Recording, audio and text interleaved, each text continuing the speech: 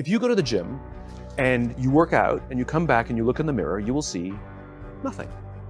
And if you go to the gym the next day and you come back and you look in the mirror, you will see nothing, right?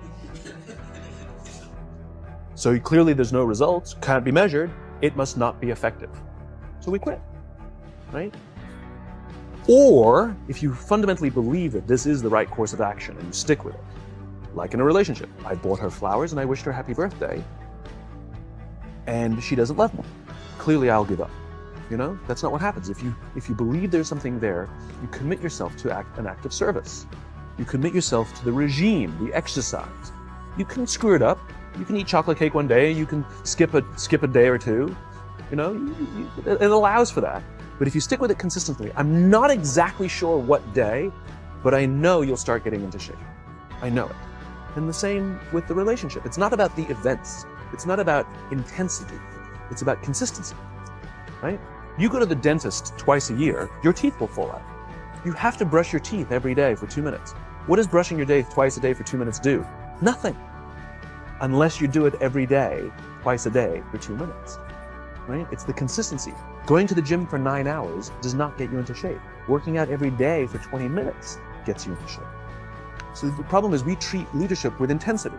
Those things are like going to the dentist. They're very important. They're good for reminding us or getting us back on track, learning new lessons. But it's the daily practice of all the monotonous, little, boring things like brushing your teeth that matter the most. There's no event. There's no thing I can tell you have to do that your people will trust you. It just doesn't work that way. It's an accumulation of lots and lots of little things that anyone by themselves is innocuous and useless. Literally, pointless by themselves. People will look at little things that are good leadership practices and say, that won't work. And you're absolutely right. But if you do it consistently, and you do it in combination with lots of other little things, like saying good morning to someone, that looking them in the eye. My friend George, who's a 3-star general in the Marine Corps, he says his test for leadership, and I love this, he goes, his test for a good leader is if you ask somebody how their day is going, you actually care about the answer. Right? The number of times we're walking to a meeting, we're rushing, we go, how are you? Not good, I got to get to you later, I'm late for a meeting. Right. If you ask the question, you were standing there and you were listening to the answer. It's those little innocuous things that you do over and over and over and over that people will say, I love my job. Not I like my job. I like my job means, yeah, the challenge is great, they pay me well, I like the people.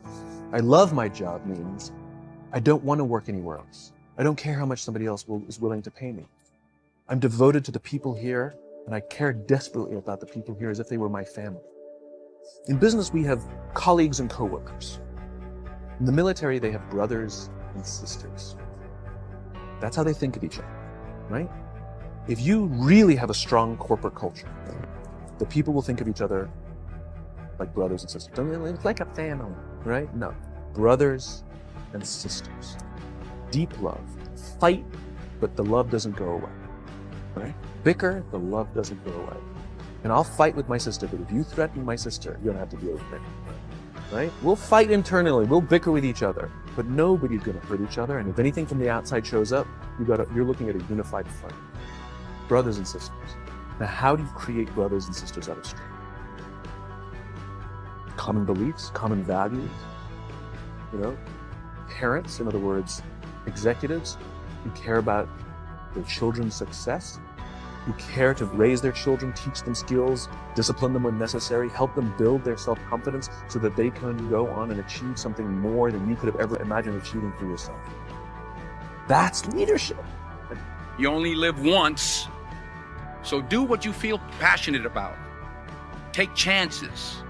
Don't be afraid to fail. There's an old IQ test, was 9 dots. And you had to draw 5 lines with a pencil within these 9 dots without lifting the pencil. The only way to do it was to go outside the box. So don't be afraid to go outside the box. Don't be afraid to think outside the box. Don't be afraid to fail big, to dream big. But remember, dreams without goals are just dreams, and they ultimately fuel disappointment. So have dreams, but have goals. Life goals, yearly goals, monthly goals, daily goals. And understand that to achieve these goals, you must apply discipline and